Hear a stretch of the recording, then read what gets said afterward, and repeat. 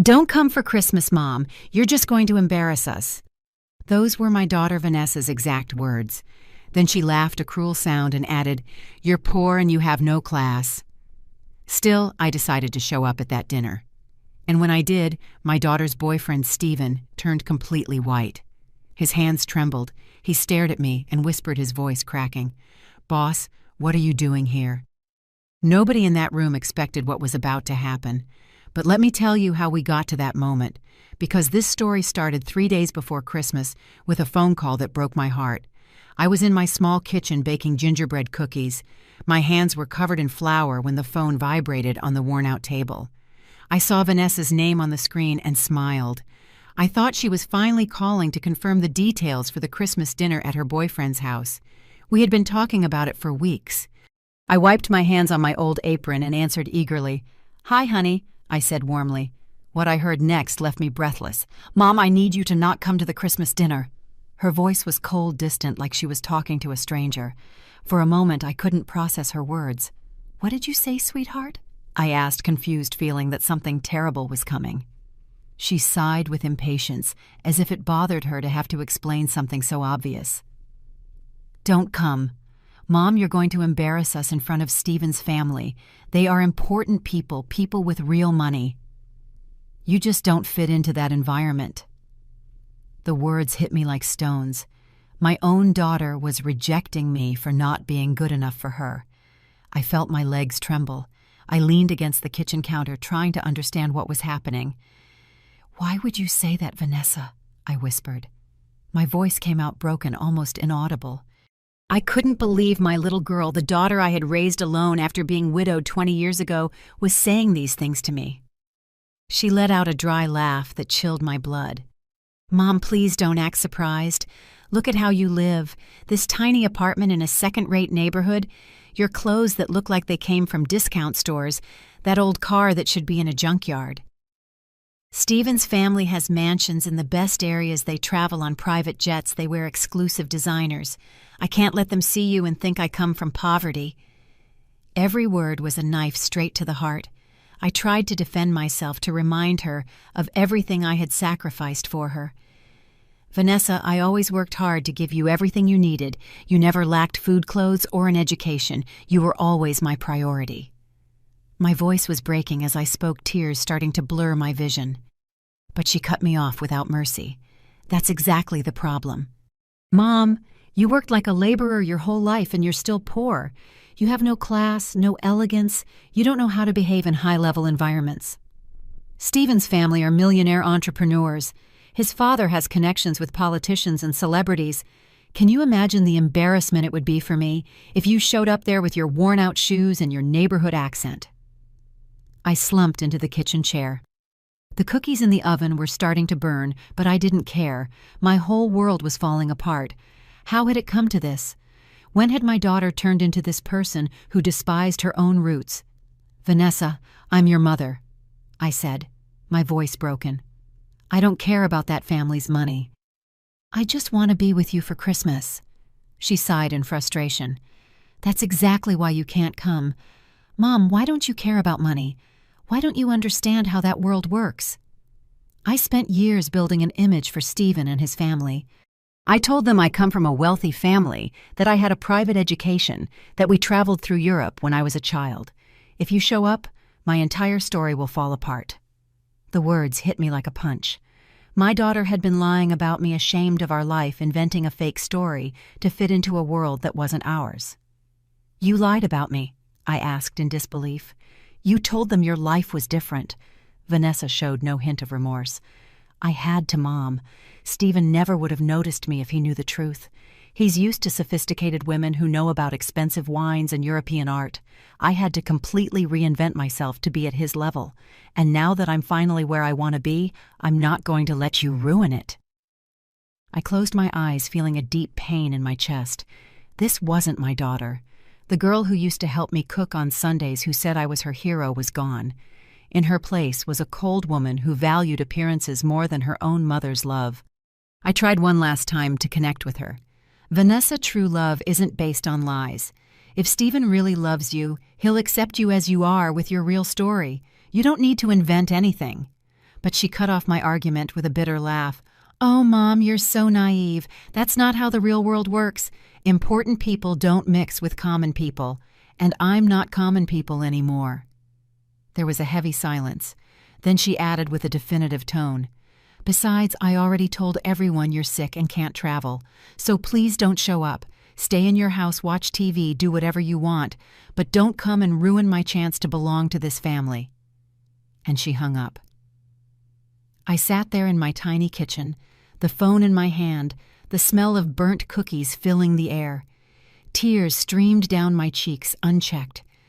I had raised this girl alone, sacrificing everything for her. I worked double shifts. I skipped meals so she could eat well, wore old clothes so I could pay for her college. And this is how she repaid me. With rejection, with shame, with lies. Night fell on my apartment. I stayed in the dark without turning on the lights, just letting the pain wash over me. I looked around my small home. The walls needed paint. The furniture was old but functional. The carpet was worn in places. It was humble, yes, but it was mine.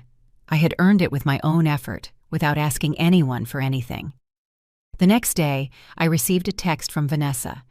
It was a photo of her in an expensive silver dress posing in what looked like an exclusive boutique. The text read, "This is for people with style, Mom. I wish you understood the difference." She attached other photos.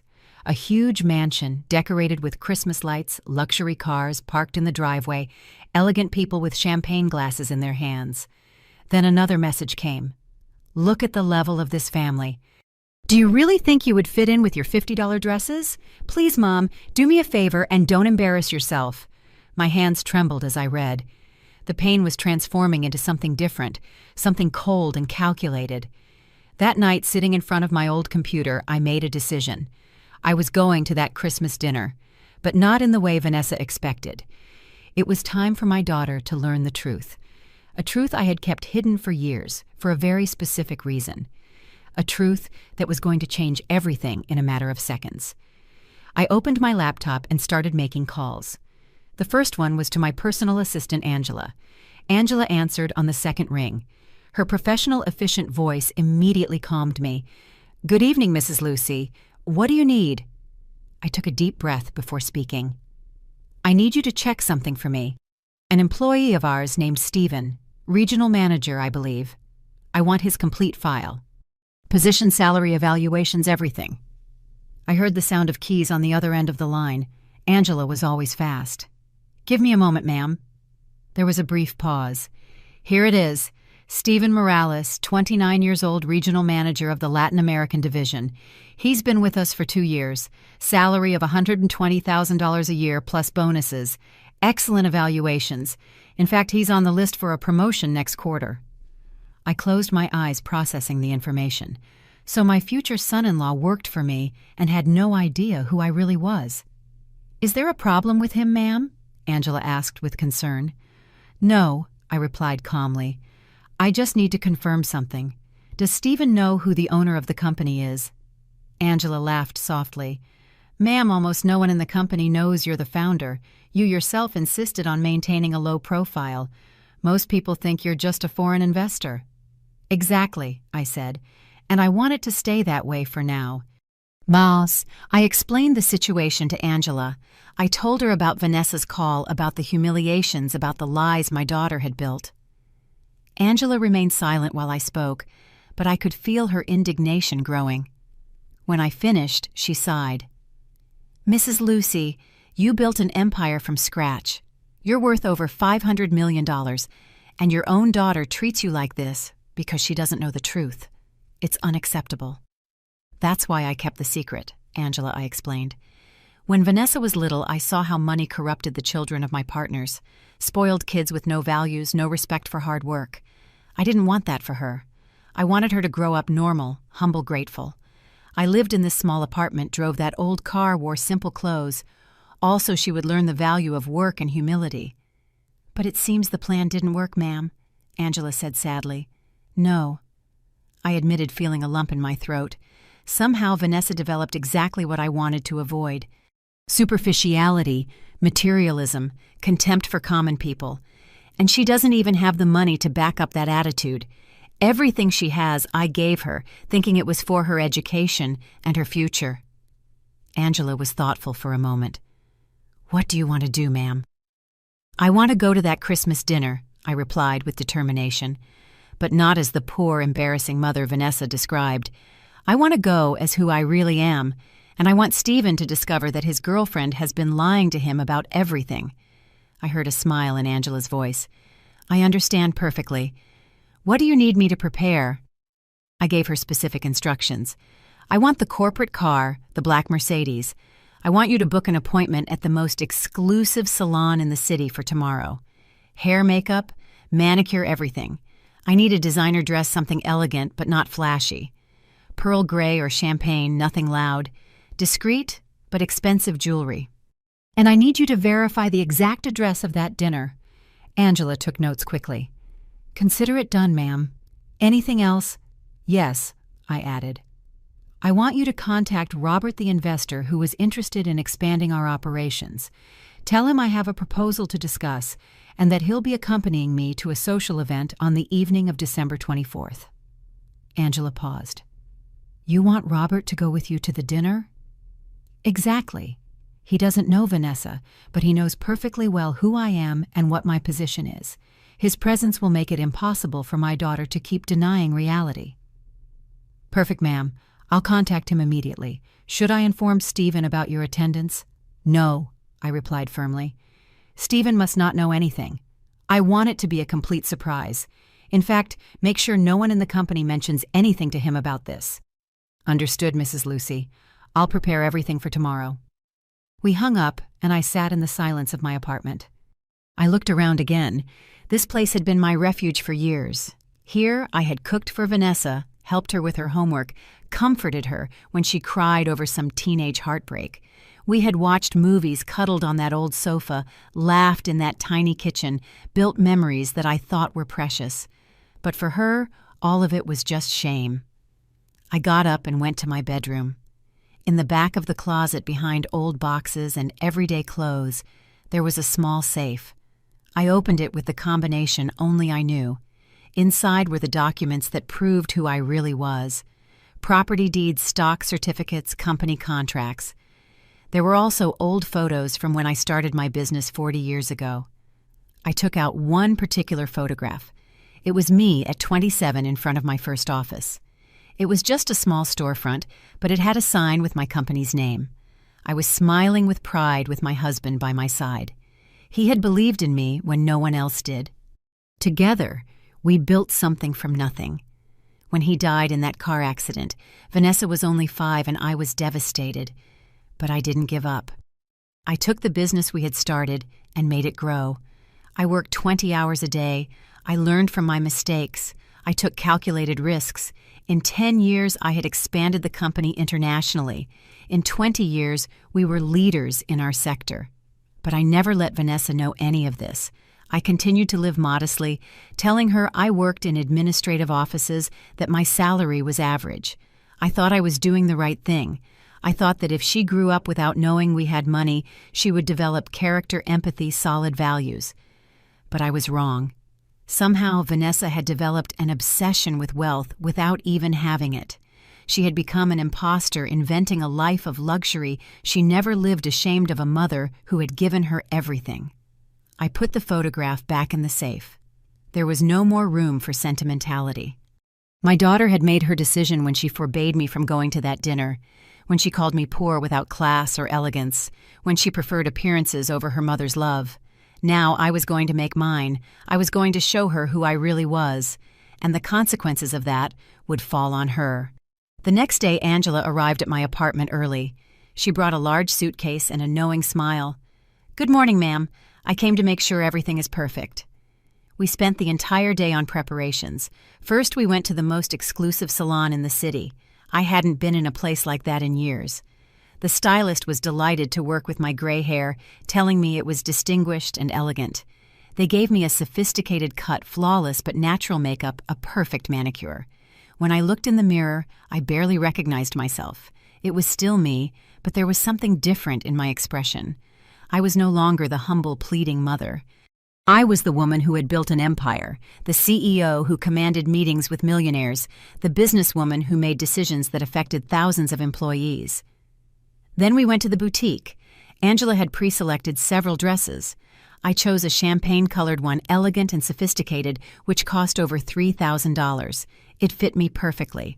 It wasn't flashy or screaming wealth, but anyone with a trained eye would know it was high couture. We added discreet jewelry, a necklace of real pearls, small but brilliant diamond earrings, a Swiss watch that was worth more than Vanessa's car. "How do you feel, ma'am?" Angela asked as I looked at myself in the full-length mirror. "I feel like who I really am," I replied, "and that Angela is something my daughter has never seen." Angela smiled with satisfaction. "Stephen is going to have the shock of his life when he sees you. And Vanessa is going to have to face all her lies at once." We returned to my apartment to finalize the details. Angela informed me that Robert had been delighted to accompany me. He said he had been wanting to discuss business with me for a while and that this was a perfect opportunity. She also confirmed the address of Stephen's family's mansion. It was in the most exclusive area of the city, as expected. That night, Christmas Eve, I barely slept. It wasn't nervousness I felt, but a strange mixture of sadness and determination. Tomorrow, my daughter was going to discover the truth. She was going to see that the mother she despised so much was actually more powerful and successful than her boyfriend's entire family combined. And then, she would have to decide who she really was and what values mattered to her. The morning of December 24th dawned cold and gray. I woke up early as always, but this time I didn't make coffee in my old coffee maker. Instead, I sat on the edge of the bed, looking out the window at the waking city. I had made a decision that would change everything, and there was no going back. My phone vibrated on the nightstand. It was another message from Vanessa. I opened it with trembling hands. It was a group photo taken the night before at what looked like a pre-celebration dinner. Vanessa was in the center, radiant in a silver dress that probably cost her a fortune. Money that I had given her, I thought bitterly. Beside her was Stephen, tall, handsome, smiling with the confidence that privilege brings. Around them were elegant people, all with glasses in hand, and expressions of satisfaction. The text under the photo read, "This is what you're missing, Mom. Real people with education and class. Good thing you didn't come to ruin it." Then she had added another message. "By the way, I told Stephen you're very sick. He felt so bad for you. He says he hopes you get well soon. How ironic, right? He has more compassion for you than I do, and he doesn't even know you." I closed my eyes, feeling a sharp pang of pain. My daughter hadn't just excluded me. She was enjoying my absence. She was celebrating having kept me away, as if I were an embarrassment she had successfully hidden. I replied with a simple message. "Have a wonderful Christmas, daughter. See you soon." She didn't even reply. I spent the morning preparing myself emotionally for what was to come. It wasn't revenge I was looking for, although I admit there was some poetic justice in all of this. What I really wanted was for Vanessa to face reality, to see the consequences of her lies, to understand that a person's value isn't in their external appearance, but in their character and their real achievements. At 3 p.m, Angela arrived with the full team. She brought the stylist, the makeup artist, and even an image consultant. "We're not leaving anything to chance, Mrs. Lucy," Angela said with determination. "When you walk into that mansion, everyone will immediately know they are in the presence of someone important." We spent 2 hours on preparations. Every detail was meticulously cared for. The champagne dress fit me like a glove.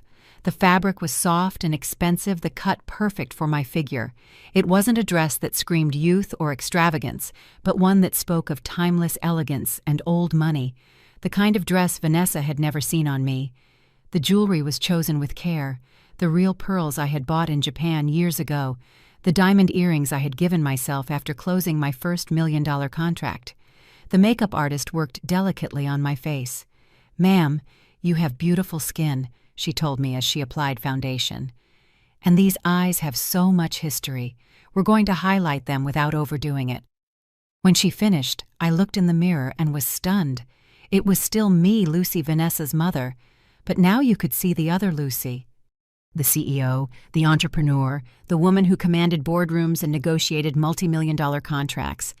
My gray hair, which Vanessa had always criticized telling me to dye it, was styled in an elegant low bun. The stylist had managed to make it look sophisticated, distinguished, like the hair of a powerful woman who doesn't need to hide her age. Angela looked at me with approval. "Perfect, ma'am. Absolutely perfect. Vanessa isn't going to believe her eyes." At 6 in the evening, the black corporate Mercedes arrived in front of my building. The chauffeur, dressed in an impeccable suit, opened the door for me with a bow. "Good evening, Mrs. Lucy. It's an honor to drive you tonight." I settled into the back leather seat, feeling the contrast with my old car that barely worked. This was my real world, the one I had kept hidden for so long. Robert was waiting for me in the lobby of his hotel, one of the most luxurious in the city.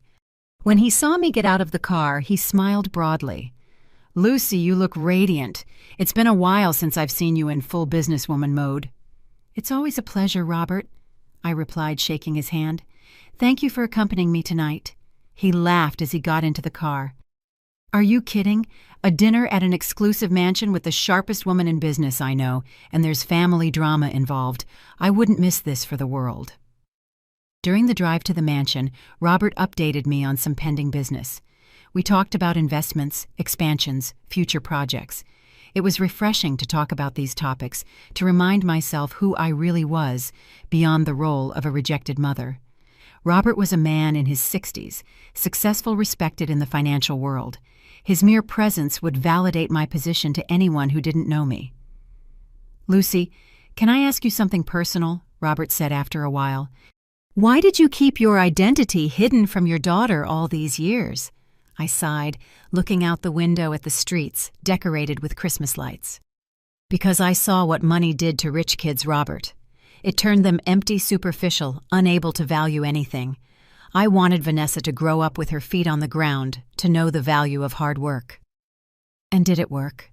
he asked softly. I shook my head. "No.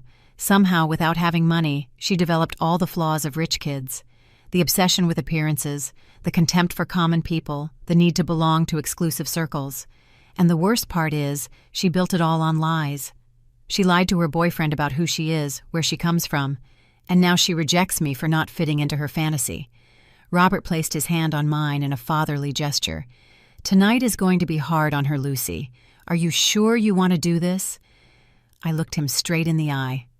"Robert, my daughter told me I was poor with no class or elegance. She forbade me from coming to her Christmas dinner because she considered me an embarrassment. I think it's time she learned an important lesson about judging people by their appearance." He nodded in understanding. "Then let's give her a night she will never forget."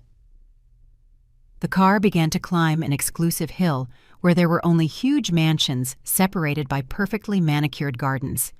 This was the area where Stephen's family lived. Old money pedigree, the kind of people Vanessa so admired and desperately wanted to belong with. Finally, we arrived in front of an impressive mansion. 3 floors of classic architecture, huge windows illuminated with warm lights, gardens decorated with elegant Christmas motifs. There were several luxury cars parked in the entrance, Mercedes, BMWs, even a Bentley, the kind of wealth exhibition that Vanessa loved. My heart began to beat faster. The chauffeur opened my door, and Robert got out on the other side, coming around the car to offer me his arm. "Ready?" he asked. I took a deep breath. "Ready." We walked towards the main entrance. A butler opened the door before we even rang the bell. "Good evening," he said in a professional voice.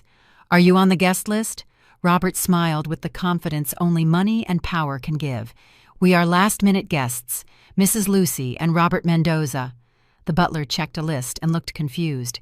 "I don't see you on the list, sir." Robert took out his business card. "I believe if you mention these names, the family will be delighted to receive us." The butler glanced at the card, clearly recognizing Robert's name, which frequently appeared in financial magazines. He gave a quick bow. "Allow me to check with the hosts. One moment, please." As we waited in the luxurious foyer, I heard laughter and music coming from inside, a mix of soft carols and animated conversations. My daughter was in there enjoying her charade, convinced she had managed to keep me away from her perfect life. She had no idea her world was about to collapse. The butler returned, accompanied by an elegant older man around 65. He must have been Stephen's father. "Good evening," he said with a cordial but cautious smile. "I'm Richard Morales. How can I help you?" Robert extended his hand. "Robert Mendoza, businessman and investor. This is Lucy, a very important associate. We came to say hello to Stephen. He's one of our most valuable employees." Richard's expression changed immediately. "Employees. You are my son's superiors at the company." Robert nodded. "That's right. We wanted to take the opportunity to meet his family and wish you happy holidays." Richard seemed genuinely honored. "Please come in. Stephen has spoken wonders of the company. It's an honor to have you in our home." He led us toward the main hall. My heart was beating so hard I thought everyone could hear it. Any moment I was going to see Vanessa, and she was going to see me, not as the poor, embarrassing mother she had forbidden to come, but as the powerful woman I really was. The woman who, unbeknownst to her, paid for her lifestyle. The woman who was her boyfriend's boss. We entered the hall, and time seemed to stop. The room was spectacular. A gigantic Christmas tree touched the high ceiling, decorated with crystal ornaments and golden lights. There were at least 40 people, all elegantly dressed, chatting in small groups with champagne glasses in hand. Waiters circulated with trays of hors d'oeuvres that probably cost more than a full meal at a normal restaurant. Everything was exactly as Vanessa had described it. Luxury sophistication money visible in every detail. Richard guided us to the center of the room. "Allow me to introduce you," he said enthusiastically, raising his voice to get everyone's attention. "We have very special guests tonight." The conversations gradually stopped, and faces turned towards us. I felt dozens of eyes evaluating us. Robert maintained his relaxed, confident posture, used to this kind of attention.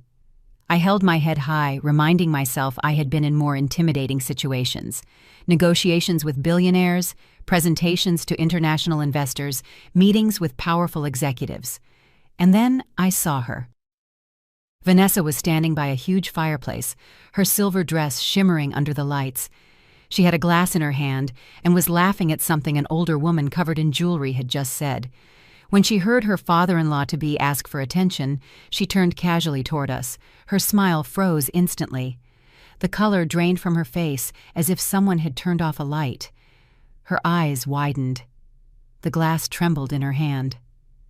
Richard continued speaking, oblivious to my daughter's reaction.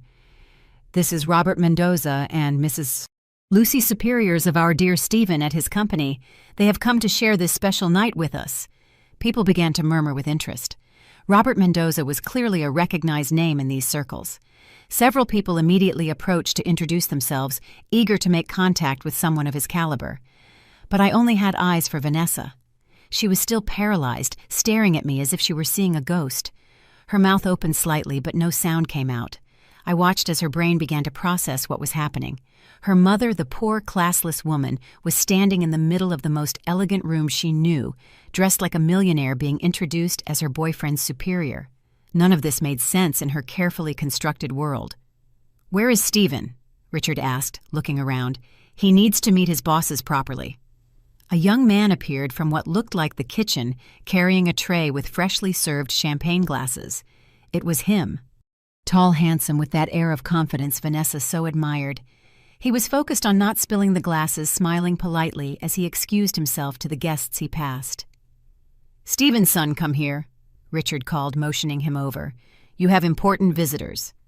Stephen looked up with curiosity, probably wondering what important visitors could show up unannounced at his family's Christmas dinner. He walked toward us with a confident stride, still holding the tray. His eyes landed first on Robert, trying to identify him. Then he looked at me. Everything happened in slow motion. I saw the exact moment his eyes met mine. The recognition took only a second. His expression changed from polite curiosity to absolute shock. The tray slipped from his hands and crashed to the floor with a tremendous noise. Glass shattered. Champagne spilled onto the marble floor. The glasses rolled in different directions. The noise cut through all conversations. Everyone in the room turned to see what had happened. Stephen stood completely still, staring at me. His face had lost all color. His lips were trembling. His now empty hands hung at his sides. For several eternal seconds, no one said anything. The silence was so thick I could hear my own heart beating. And then Stephen spoke in a barely audible voice, broken by total disbelief. "Boss," he whispered. The silence in the room became absolute. All eyes jumped from Stephen to me and back. His father looked at him confused. "Boss," Richard repeated, not understanding. "Stephen, you know Mrs. Lucy." Stephen seemed incapable of forming coherent words. His lips moved, but no sound came out. Finally, he managed to ask another question, his voice trembling visibly. "What are you doing here?" The question hung in the air. I maintained my serene, calm expression, although inside I felt a complex mix of emotions. This was the person my daughter had chosen, the man for whom she had rejected and humiliated me. And here he was discovering that his girlfriend's insignificant mother was actually the founder and owner of the company where he worked, the woman who signed his paycheck, the woman who had approved his promotion, the woman who had the power to make or break his career with a single decision. "I came to share Christmas with my daughter," I replied, my voice calm but firm. "After all, it's a family celebration." My gaze shifted to Vanessa, who was still frozen by the fireplace, her face now not just pale, but clearly terrified. Stephen followed my gaze and turned to Vanessa. The confusion on his face was evident. "Your daughter?" he asked in a strangled voice. "But Vanessa told me her mother was very sick, that she couldn't travel." "What?" His voice trailed off as the pieces began to fit together in his mind. He turned back to Vanessa, and this time there was something else in his expression besides shock. There was doubt, suspicion, the beginning of a terrible understanding. Vanessa finally reacted. She set her glass down on the fireplace mantel with trembling hands and walked toward us with uncertain steps. Her face showed absolute panic. "Mom!" she said in a high-pitched voice, forcing a smile that looked more like a grimace of pain. "What a surprise to see you here. I thought you said you were sick." Her tone tried to sound casual, but it was visibly trembling. Everyone in the room was now watching us with barely disguised fascination. This was exactly the kind of drama that polite people pretended to despise but secretly loved to witness.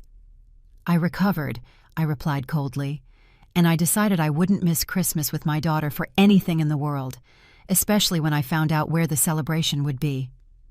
Vanessa swallowed hard. Her perfect makeup couldn't hide the sweat that was starting to form on her forehead. Stephen looked at us both, his brain clearly working at full speed, trying to understand the situation. Richard also looked confused, but too polite to ask direct questions. Robert, clearly enjoying the moment, decided to add more fuel to the fire. "Lucy is too modest," he said, addressing Richard, but in a voice loud enough for everyone to hear. "She's not just Stephen's superior. She founded the company 40 years ago. She is the absolute owner, the CEO, one of the most successful women in her sector. She's worth over $500 million. Her properties include commercial buildings in 3 countries. The impact of Robert's words was immediate and devastating. A collective murmur swept through the room. People began to whisper among themselves, casting curious glances at me and then at Vanessa. Richard looked genuinely impressed, his eyebrows raised in surprise. $500 million? He repeated in amazement. "Mrs. Lucy, it's a true honor to have you in our home. Stephen has told us about the company, but he never mentioned the founder would be present." "Because he didn't know," I replied calmly. "I've kept a very low profile for years. I prefer my work to speak for me, not my name." My eyes settled on Vanessa again. She looked on the verge of collapse. Her breathing was fast and shallow. Her hands were clutching her silver dress, wrinkling the fabric. Stephen looked at her with an expression that mixed confusion and something darker. Betrayal. Stephen finally found his voice. "Mrs. Lucy, I don't understand. Vanessa told me her mother worked in administrative offices, that she earned a modest salary, that they lived in a small apartment." I smiled without humor. "All of that is true, Stephen. I do work in offices. Only they're my offices. I do live in a small apartment. Because I chose to." And my salary is modest compared to the total value of the company, although I suppose $120 million a year doesn't seem so modest to most. The number hung in the air like a bomb, $120 million a year. Several people gasped. Richard looked completely stunned. Even the waiters had stopped forgetting their trays to listen to the unfolding drama. Vanessa made a strangled sound, something between a sob and a moan. Stephen took a step back away from her, as if she were suddenly toxic. "But Vanessa told me," Stephen began, his voice trembling, "that she came from a wealthy family, that she had studied in private European schools, that they traveled constantly when she was a child, that her late father had been a successful businessman, and that her mother had inherited properties." I nodded slowly. "My husband was a businessman. That part is true. We founded the company together. When he died, I continued his work and expanded it." "And the private European schools?" Stephen asked. His tone was no longer one of simple curiosity, but of confrontation. "Vanessa went to the public university here in the city," I replied without emotion. "An excellent institution. By the way, I paid for every cent of her education, her apartment, her car, her clothes. I gave her everything she needed, but I never told her where the money really came from. She believed I worked hard at normal jobs to support her." Stephen turned to Vanessa, his eyes filled with contained fury. "You lied to me about everything." Vanessa opened her mouth, but no sound came out. Tears began to stream down her cheeks, ruining her perfect makeup. Stephen continued, his voice rising. "You told me your mother was a simple woman without education or class. You forbade me from meeting her because you said she was shameful. And it turns out she's one of the most successful entrepreneurs in the country, my boss." The guests weren't even pretending not to listen anymore.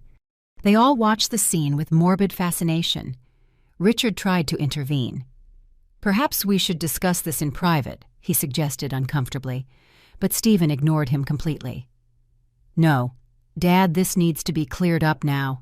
He looked at me directly. "Mrs. Lucy, why did you keep your identity secret? Why live as if you had no money?" "Because I wanted my daughter to grow up with values," I replied, my voice firm. "I wanted her to know the price of hard work, to value people for their character and not their bank account. I wanted her to develop empathy and humility." My gaze fixed on Vanessa. "But it seems my plan failed. Somehow, without having money, my daughter developed all the flaws of rich kids. Superficiality, obsession with appearances, contempt for common people." Vanessa finally found her voice coming out in a desperate cry. "It's not fair. You lied to me my whole life. You made me believe we were poor." Her face was red with fury and shame. I shook my head. "I never told you we were poor, Vanessa. I just didn't tell you we were rich. We lived modestly because those were the values I wanted to teach you. But you chose to be ashamed of that life. You chose to invent a fake story. You decided your own mother wasn't good enough for your new life." Vanessa was sobbing openly now. The other women in the room looked at her with a mixture of pity and judgment. Robert remained by my side, his silent presence a constant reminder of my true status. Stephen ran his hands through his hair, clearly overwhelmed. "Mrs. Lucy, I didn't know any of this. Vanessa told me you were sick, that you couldn't come. If I had known who you really were—" "What?" I interrupted him sharply. "Would you have been more respectful? Would you have treated Vanessa better?" Stephen blushed deeply. "No, I mean, I just don't understand why she lied." I looked at him fixedly. "Because my daughter learned to value people for their money and social position. And she was afraid that if you knew the truth about her humble background, you would leave her." Stephen couldn't hold my gaze. Richard tried again to calm the situation. "Mrs. Lucy, I deeply regret this misunderstanding. Please stay and let's enjoy the dinner. We can talk about all this calmly." I smiled coldly. "There's no misunderstanding, Richard. My daughter called me 3 days ago and forbade me from coming to this dinner. She told me verbatim that I was poor with no class or elegance, that I was going to embarrass her in front of you, that people like me didn't belong in places like this." The silence that followed was deafening. Richard looked at Vanessa with disbelief and evident disapproval. His wife, an elegant woman who had been watching from afar, approached with a severe expression. "Is this true, Vanessa?" she asked in an icy voice. "Did you say those things to your mother?" Vanessa couldn't speak. She just wept with choked sobs that shook her whole body. I continued speaking, my voice calm but relentless. She told me not to come because her friends and her boyfriend's family were important people with real money, that I wouldn't fit in, that my presence would ruin her carefully constructed image. I paused, letting the words sink in. And yet, here I am. The woman she despises so much turns out to be more successful than everyone in this room combined, Robert added softly, and one of the most generous and ethical people I know in the business world. Lucy could have lived in mansions and luxury her whole life. She chose humility to teach her daughter values. That is true class. He looked at Vanessa with disapproval. Class isn't bought in expensive boutiques or faked at elegant dinners. It's shown in how you treat people, especially those you think are beneath you. Stephen finally spoke, his voice full of disappointment. "Vanessa, was anything else you told me a lie?" She looked at him desperately. "Stephen, I love you. Everything I did was so you would accept me, so your family would accept me.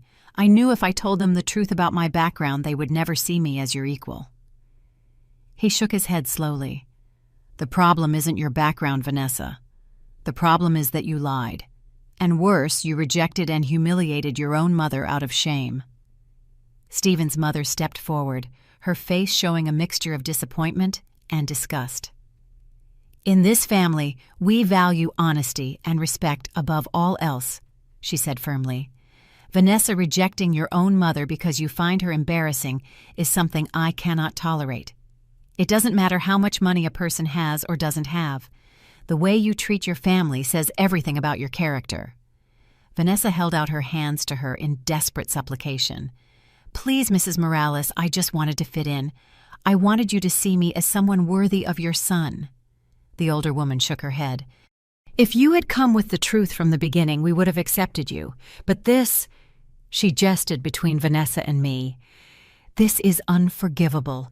Rejecting the woman who gave you life, who worked to give you everything simply because you didn't know her true status.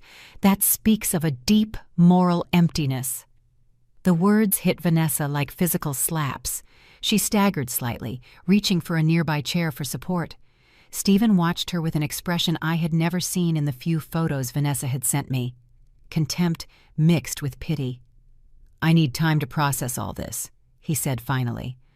"I don't know if I can be with someone capable of treating their own mother like that." Vanessa let out a choked cry. "No, Stephen, please. This was a mistake, I admit it, but I can change, I can be better. Please don't leave me." She lunged for him, trying to take his hands, but Stephen recoiled, avoiding her. "Vanessa, I need space," he repeated firmly. "This is too much. The lies, the manipulation, the rejection of your mother. I don't know who you really are." Richard intervened with a diplomatic but firm tone. "I think it would be best if we all took a breath. Vanessa, perhaps you should leave for tonight. We will talk tomorrow when emotions are calmer." Vanessa looked at him in horror. "Are you asking me to leave? But this was my Christmas dinner. I was going to meet your whole family. We were going to announce our engagement." Her voice rose to an almost hysterical shriek. The silence that followed was absolute. Stephen turned even paler, if that was possible. "Engagement," he repeated in a hollow voice. "Vanessa, I never said anything about marriage." Vanessa realized too late what she had revealed. She had even invented that another fantasy in her elaborate web of lies. I thought you wanted to," she began weakly, but her voice died out when she saw Stephen's expression. I watched all this feeling a complex mix of emotions. Part of me felt a dark satisfaction at seeing Vanessa's false world crumble. But another part, the part that was still her mother, felt a deep pain at seeing her suffer like this. However, I knew this lesson was necessary. Vanessa had gone too far. She had hurt too deeply. The consequences were unavoidable. Vanessa finally turned to me, her face ravaged by tears and shame. "Mom," she whispered, her voice broken. "I'm sorry. I'm so sorry. I didn't mean those horrible things. I was scared. I was trying to protect my image. Please forgive me." Her words sounded sincere, but also desperate. I wasn't sure if she regretted her actions or just getting caught. I looked at her for a long moment. Everyone in the room held their breath, waiting for my answer. "Vanessa," I said finally, my voice calm but cold. "For years I gave you everything you needed. I protected you. I educated you. I loved you unconditionally. And when you finally had the chance to show who you really were, you chose superficiality over substance. You chose lies over truth. And worst of all, you chose to reject your own mother out of shame." She was sobbing uncontrollably now. I know. I was terrible. I was the worst daughter in the world. But please give me another chance. I can change, I promise." I shook my head slowly. "This isn't about another chance, Vanessa. This is about you finally seeing the consequences of your decisions. You built your life on lies, and now those lies are collapsing. That's not my fault. It's the result of your own actions." Robert spoke in a serious tone. "Vanessa, your mother gave you the greatest gift a parent can give, the chance to grow up with real values without the corruption that easy money brings. And you despise that gift. Worse, you despise the person who gave it to you. The real tragedy here isn't that you got caught, but that you never valued what really matters." Robert's words echoed in the room. Several guests nodded in approval. Richard looked deeply uncomfortable with the whole situation. His wife maintained an expression of disapproval directed entirely at Vanessa. Stephen simply stared at the floor, clearly lost in his own thoughts about the relationship he thought he had and what it really was. Vanessa fell to her knees in front of me, a dramatic gesture that made several guests murmur uncomfortably. "Mom, please don't abandon me. I need you. I don't have anyone else." Her hands clutched the edge of my champagne dress. I looked down at her, feeling a strange calm. "Vanessa, you had someone. You had me. And you rejected me when I most needed to know my daughter loved me unconditionally." I gently pulled away from her grip, taking a step back. She stayed on the floor, surrounded by the shattered remains of her invented world. I turned to Richard and his wife. "Thank you for your hospitality, however brief. I'm sorry the evening turned out this way." Richard nodded understandingly. "Mrs. Lucy, you have nothing to apologize for. It's an honor to have met you, even if the circumstances weren't ideal." I looked at Stephen, who finally raised his head to meet my eyes. "Don't worry about your position at the company," I told him in a professional tone. "This is a personal and family matter. It will not affect your career. You have been an excellent employee, and that doesn't change." He seemed relieved, but also confused. "Thank you, ma'am. I really didn't know anything about this." I nodded. "I know, Stephen. You were a victim of my daughter's lies as much as I was." Robert offered me his arm again. "Ready to go, Lucy." I nodded. "More than ready." We walked toward the exit while Vanessa remained on the floor sobbing. I didn't look back. I couldn't. If I did, my resolve might break, and this was too important. My daughter needed to learn this lesson, as painful as it was. She needed to understand that actions have consequences and that love cannot survive constant contempt. At the door, Stephen's mother stopped me gently. "Mrs. Lucy, I just want to tell you that I deeply admire what you did. Raising a daughter with humility when you had the means to give her luxuries requires extraordinary strength of character. I'm sorry Vanessa didn't appreciate that gift." I shook her hand. "Thank you for your words. I hope one day my daughter will understand." We stepped out into the cold night. The fresh air hit my face, and only then did I allow myself to feel the full weight of what had just happened. I had confronted my daughter publicly. I had exposed her lies. I had destroyed her carefully constructed world. It was justice, yes, but it was also devastating. The chauffeur opened the Mercedes door, and I slid into the back seat, my legs trembling. Robert got in on the other side and closed the door, leaving us in the silent privacy of the car. For a moment, neither of us spoke. We just sat there as the chauffeur started the engine, and we began to pull away from the illuminated mansion. I looked out the back window and saw the silhouette of the house disappearing in the distance, along with the remains of my relationship with my daughter. "That was brutal," Robert said, finally breaking the silence. His voice was soft without judgment. I turned to him and felt the first tears begin to form in my eyes. "It was necessary," I replied, my voice cracking. She needed to see the truth. She needed to face the consequences of her actions. Robert nodded slowly. "I know, but that doesn't make it any less painful. You're a mother watching her daughter suffer, no matter how much she deserved it." The tears began to fall freely now, ruining the perfect makeup I had worn all night. "All I wanted was to teach her good values," I whispered. "I wanted her to be different from those rich kids who grow up appreciating nothing, respecting no one. I worked so hard to keep the secret to live modestly, to show her that character matters more than money. And somehow she still became exactly what I feared." Robert passed me a handkerchief from his pocket. "Lucy, you did everything you could. You raised your daughter with the best intentions. But in the end, each person chooses who they want to be. Vanessa made her own choices. She chose to value appearances over authenticity. She chose to lie about her life. She chose to reject her own mother. Those were her choices, not yours." I wiped my tears, knowing he was right but not feeling any better for it. The car moved through the streets lit up with Christmas decorations. Families walked together laughing, carrying gifts, enjoying Christmas Eve. I wondered how many of those families had their own secrets, their own wounds hidden behind perfect smiles. Maybe all families were complicated in their own way. Maybe no relationship was as simple as it looked from the outside. "Do you think she'll hate me forever?" I asked in a low voice. Robert considered the question carefully before answering. "Right now, she's humiliated, ashamed, furious.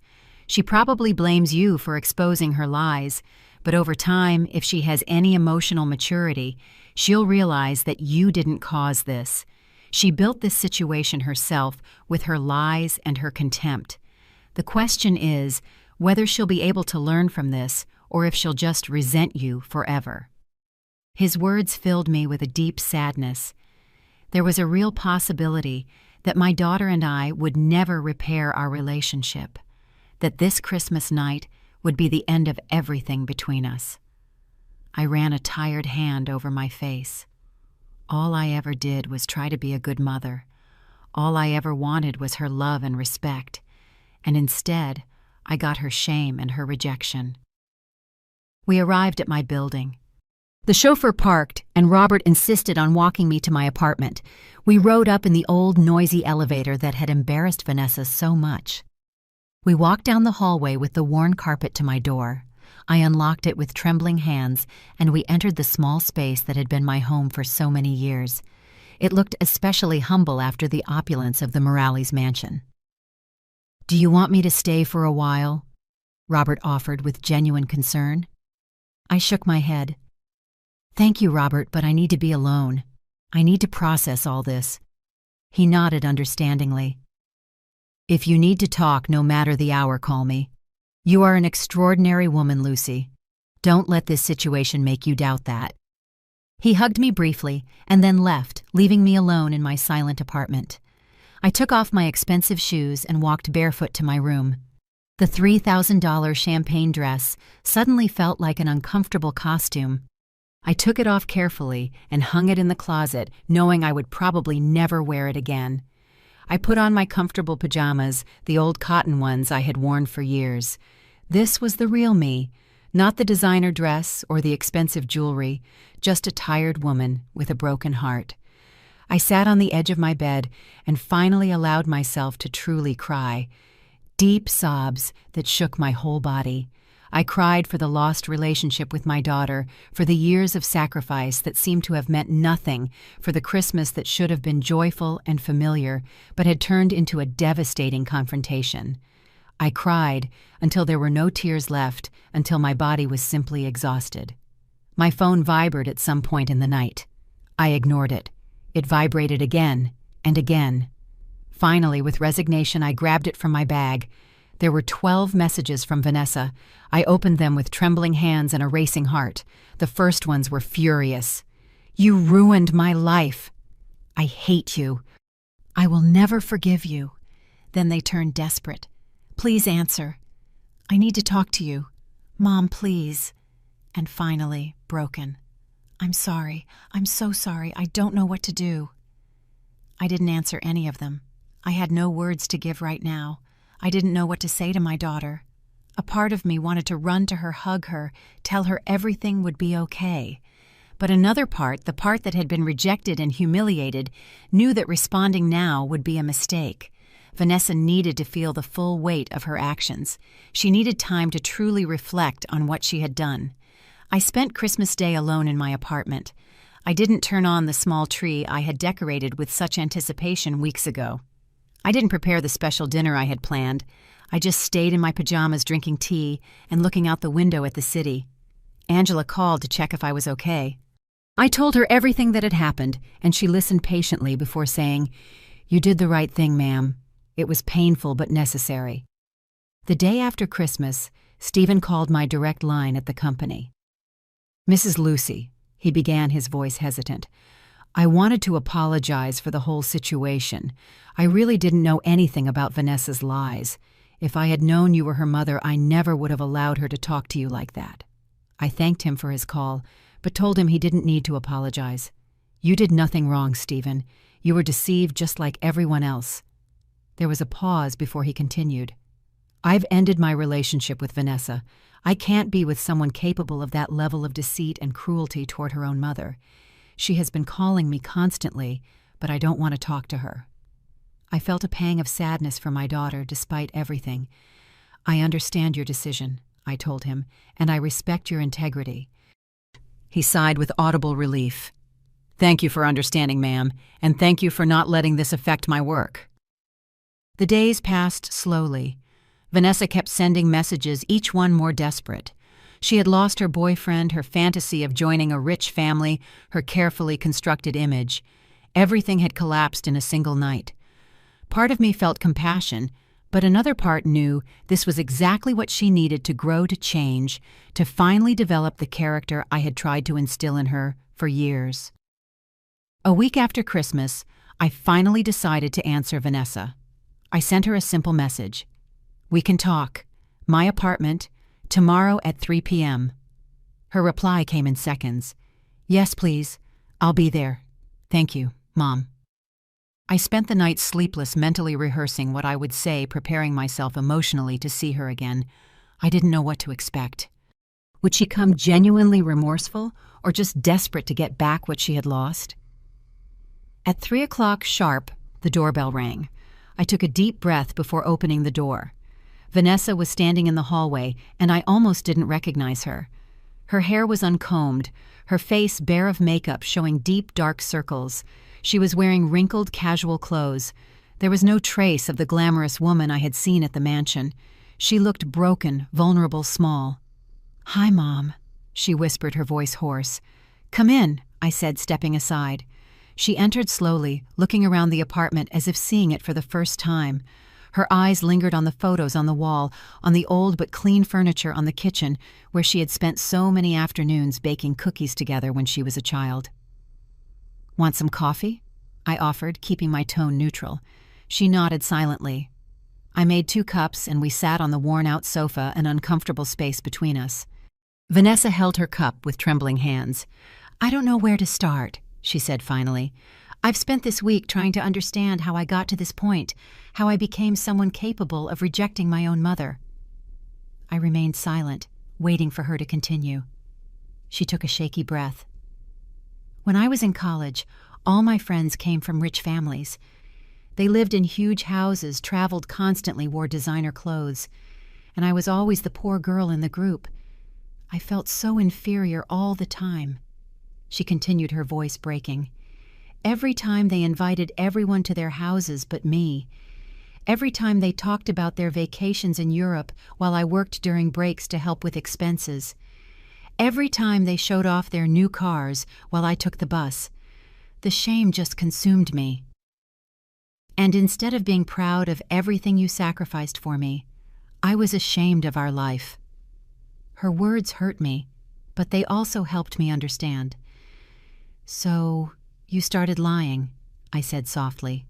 She nodded, tears rolling down her cheeks. At first they were small lies, saying we lived in a nicer neighborhood, saying you had studied at prestigious universities. Then the lies grew. I invented a whole story about trips to Europe, private schools, a family inheritance. And the more I lied, the more trapped I felt in the web of deceit. When I met Stephen, she continued, I saw my chance to finally be someone important, someone who belonged to those circles that had always rejected me. He came from money. His family was exactly what I wanted. So I built a completely fake version of myself. And in that version, you didn't fit. Not because you weren't good enough, but because you were living proof that everything I had told him was a lie. I drank my coffee, slowly processing her words. I understand feeling inferior, Vanessa. I understand social pressure. But what I don't understand is how you could look me in the eye and tell me I was an embarrassment. How you could forbid me from being in your life. How you could value the opinion of strangers more than the love of your own mother. She sobbed openly now. I know. It was unforgivable.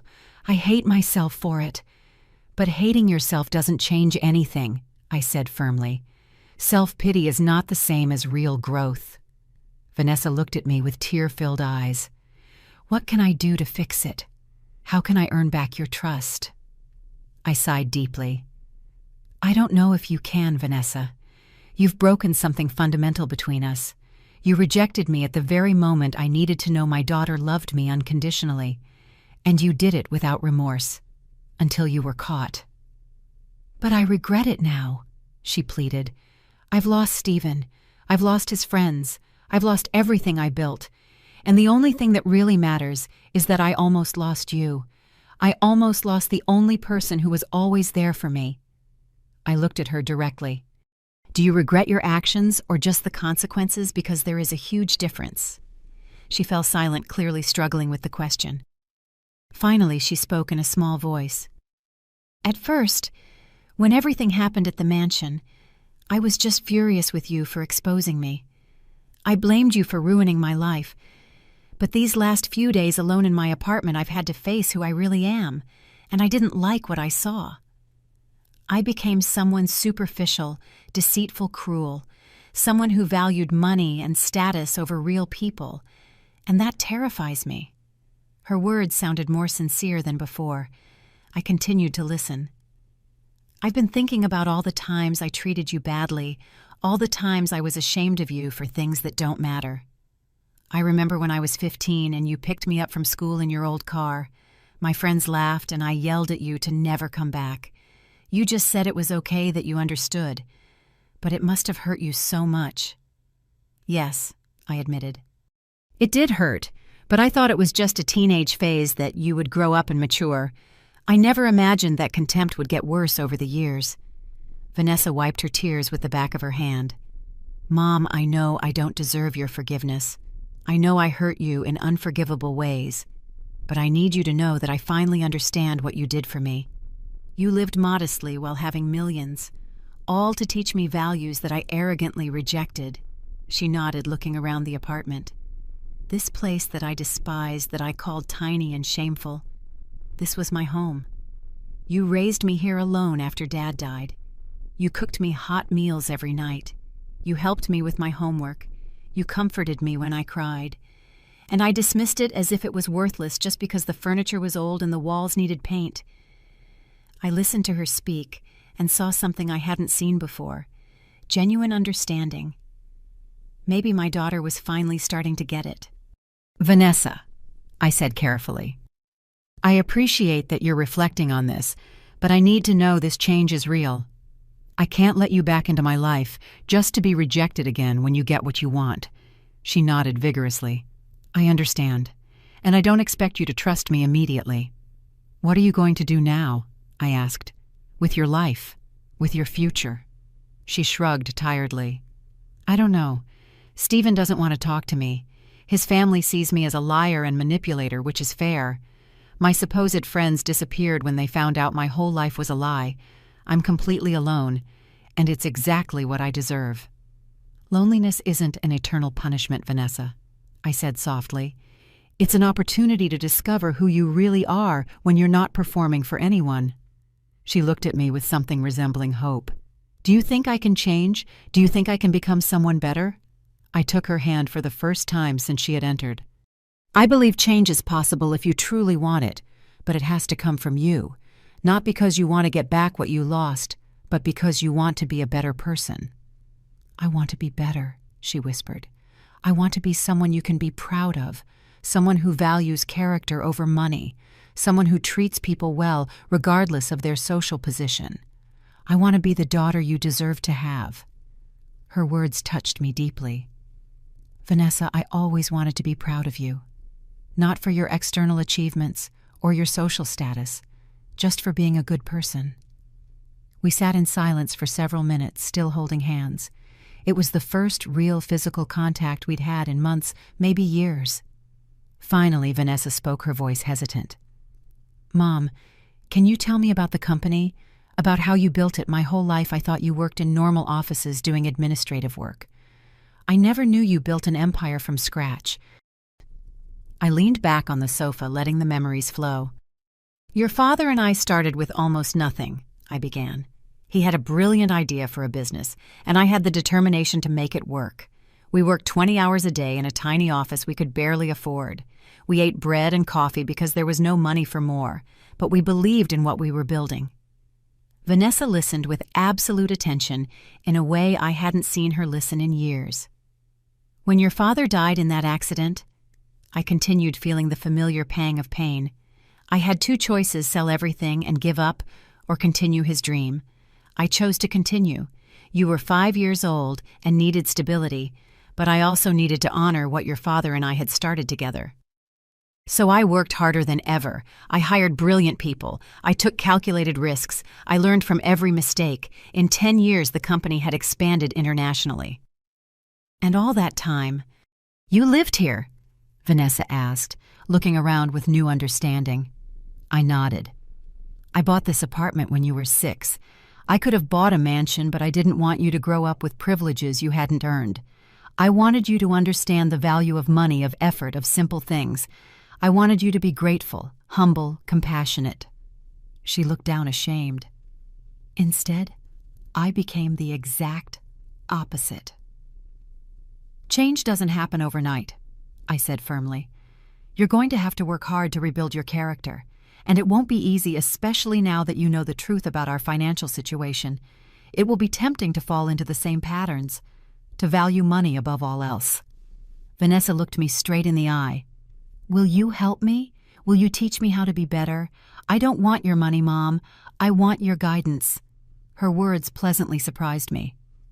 I can do that, I replied cautiously, but it has to be on my terms. No shortcuts, no unearned privileges. If you want to learn, you'll have to start from the bottom. She nodded with determination. I'll do whatever it takes. Over the following weeks, Vanessa started visiting me regularly. We didn't just talk about her transformation. We really started to get to know each other as adults for the first time. I told her stories about her father. I had never shared about our struggles and triumphs. She spoke to me honestly about her insecurity, about how the constant comparison with her rich friends had poisoned her perspective. Slowly, very slowly, we began to rebuild something that resembled a genuine mother-daughter relationship, not based on lies or shame, but on honesty and mutual respect. 1 month after our conversation, Vanessa came with a proposal. I want to work at your company, she said nervously. Not in a management position or anything special. I want to start from the bottom, in the customer service department or archives. I want to earn my place like any other employee. I looked at her carefully, searching for signs that this was another manipulation. But her eyes showed sincerity. Are you sure? I asked. It will be difficult. People will eventually know you're my daughter. There will be those who think you have unfair advantages and those who treat you differently. She nodded firmly. I know, but I need to do this. I need to prove to myself that I can work hard and earn things. I don't want to live off your generosity without appreciating it anymore. I want to understand what it means to build something with my own effort. I smiled for the first time in weeks. Then I'll talk to human resources. Vanessa started working at the company a week later. She was assigned a small cubicle in the customer service department, answering calls and resolving complaints. She received no special treatment. In fact, I asked Angela to make sure her supervisors didn't initially know who she was. I wanted her to have the full experience of being a regular employee, and to my surprise and pride, Vanessa took it seriously. She arrived early, stayed late when necessary, treated her colleagues with respect. I heard reports from her supervisors saying she was hardworking and humble, qualities I had never associated with my daughter. One day, 3 months after she started, I saw her in the company cafeteria, sharing her lunch with a cleaning lady, laughing genuinely as they chatted. It was a total contrast to the woman who had rejected her own mother for not having class. At one of our weekly dinners, Vanessa told me about her day. Today, I helped a customer who was very frustrated with a defective product. She was yelling at first, but I managed to calm her down and solve her problem. She thanked me in tears and said I had saved her small business. Her eyes shone with genuine pride. I felt something I hadn't felt in years: pride for my daughter. That night, as we washed the dishes together in my small kitchen, Vanessa spoke softly. "Mom, I want you to know something. I've been going to therapy, twice a week. I needed professional help to understand why I became so superficial and cruel. My therapist says I had a lot of unresolved insecurity about Dad's death and our financial situation. It's not an excuse, but it helps me understand the roots of my behavior." "I'm glad you're doing that work," I said sincerely. "Self-awareness is the first step toward real change." She nodded, drying her hands. "I also want to formally apologize, not just for banning you from the Christmas dinner, but for years of accumulated contempt, for all the times I made you feel less, for being ashamed of you when I should have been shouting to the world how incredible you are. Forgive me, Mom." Tears ran down my cheeks. "I forgive you, Vanessa, and I'm proud of the woman you are becoming. Not the woman you pretended to be with expensive dresses and elaborate lies, but this real, vulnerable, hard-working version. This is the daughter I always wanted to have." We hugged in that tiny kitchen, crying together, slowly healing the deep wounds that had almost destroyed our relationship. 6 months after that fateful Christmas, I received a call from Stephen. "Mrs. Lucy," he began formally. "I know this might sound strange, but I've been thinking a lot. I've seen Vanessa at the office. She's changed completely. She's humble, hardworking, genuine. Nothing like the person I knew." I listened with curiosity as he continued. "I've been talking to her occasionally," he admitted. "Just as colleagues at first. But the more I get to know her, the more I realize that the fake version she presented to me before wasn't really her. It was a mask created by insecurity and fear. The real person is much more interesting." I smiled to myself. "Are you asking for my permission to date my daughter again, Stephen?" He laughed nervously. "I guess I am. I know I don't deserve it after, well, everything." "You don't need my permission," I replied. "Vanessa is an adult who can make her own decisions, but I appreciate you calling. I only ask one thing. If you're going to give her another chance, make sure it's for who she is now, not for who she pretended to be. And Stephen, she no longer comes with the fake story of family wealth. She comes with truth scars and a lot of hard work ahead." He replied firmly. "That's exactly the person I want to be with." That night, when Vanessa came for dinner, I told her about the call. Her face lit up with cautious hope. "Really, Stephen wants to talk to me, but after everything I did," I smiled at her. "People can forgive a lot when they see genuine change. You've worked hard these past few months, not just at your job, but on yourself. That's visible to anyone who really pays attention." She wiped away tears of joy. "I'm not going to ruin it this time, Mom. I promise." 1 year later at Christmas, we hosted a dinner at my apartment. It was small and modest, but it was filled with real love. Vanessa and Stephen arrived together engaged again, but this time on a foundation of honesty. Angela came with her family. Robert showed up with expensive wine and funny stories. The table was crowded. The plates were mismatched, but the laughter was genuine. During dinner, Vanessa stood up and asked for attention. "I'd like to make a toast," she said, her voice emotional. A year ago, I was in a luxurious mansion, living a lie surrounded by people who didn't really know me.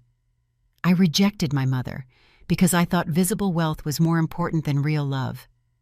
I lost everything that night, and it was the best thing that could have ever happened to me. She continued, tears in her eyes.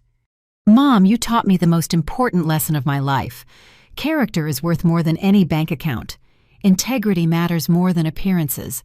And true love, the unconditional love you gave me, even when I didn't deserve it, is the greatest treasure there is. Thank you for not giving up on me. Thank you for showing me it's never too late to change. She raised her glass. To second chances and the love that forgives. We all toasted, tears in our eyes.